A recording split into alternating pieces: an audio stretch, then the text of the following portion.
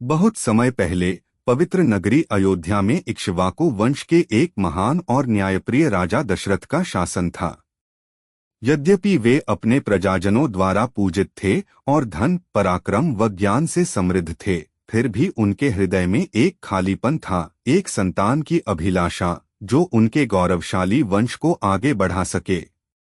राजा दशरथ की 3 रानियां थीं, कौसल्या, उनकी प्रधान रानी कैकेयी, जिन्हें वे सबसे अधिक स्नेह करते थे, और सुमित्रा, जो अत्यंत सौम्य और समझदार थीं। वर्षों की प्रार्थनाओं और यज्ञों के बाद भी उन्हें संतान की प्राप्ति नहीं हुई।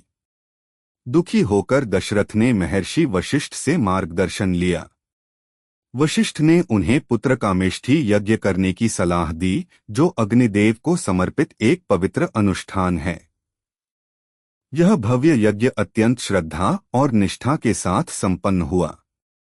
जब यज्ञ की अग्नि प्रज्वलित हुई और वेद मंत्रों की गूंज वातावरण में भर गई, तब अग्निदेव अग्नि से प्रकट हुए और एक दिव्य खीर का पात्र राजा दशरथ को प्रदान करते हुए बोले, राजन, देवताओं ने आपकी प्रार्थनाएं सुन ली हैं।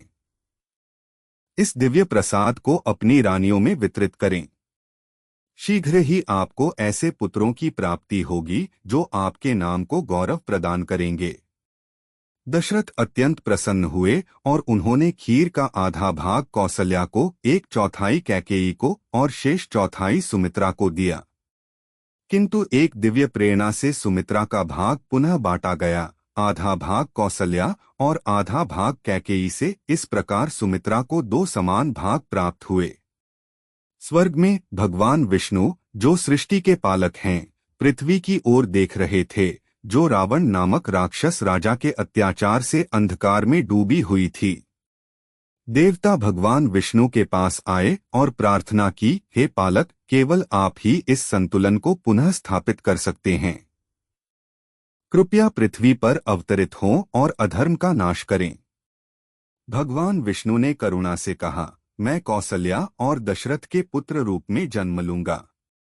8 चैत्र नवमी के पावन दिवस पर, जब आकाश में दिव्य संगीत गूंज रहा था और स्वर्ग से पुष्पवर्षा हो रही थी, कौसल्या ने भगवान विष्णु के 7वें अवतार श्री राम को जन्म दिया। वे तेजस्वी, शांत और दिव्य स्वरूप थे। उसी क्षण अयोध्या नगरी आनंद से झूम उठी, मानो स्वयं देवता पृथ्वी पर उतर आए हों। कुछ समय बाद कैकेयी ने वीर और निष्ठावान भरत को जन्म दिया और सुमित्रा ने लक्ष्मण और शत्रुघ्न, अविभाज्य जुड़वा भाइयों को जन्म दिया। ये चारों भाई, जो ईश्वरीय इच्छा से जन्मे थे, धर्म की स्थापना और सत्य की रक्षा के लिए अवतरित हुए थे। इनमें राम सूर्य के समान चमकते थे, शांत, शक्तिशाली और करुणामय। बचपन से ही उन्होंने अद्भुत ज्ञान और साहस का परिचय दिया। फिर भी वे सदा विनम्र रहे और अपने माता पिता, गुरुजन और धर्म के प्रति समर्पित रहे। भगवान श्री राम की कथा केवल एक राजकुमार की नहीं है, यह एक दिव्य उद्देश्य, अटल सद्गुण और बुराई पर अच्छाई की विजय की अमर गाथा है।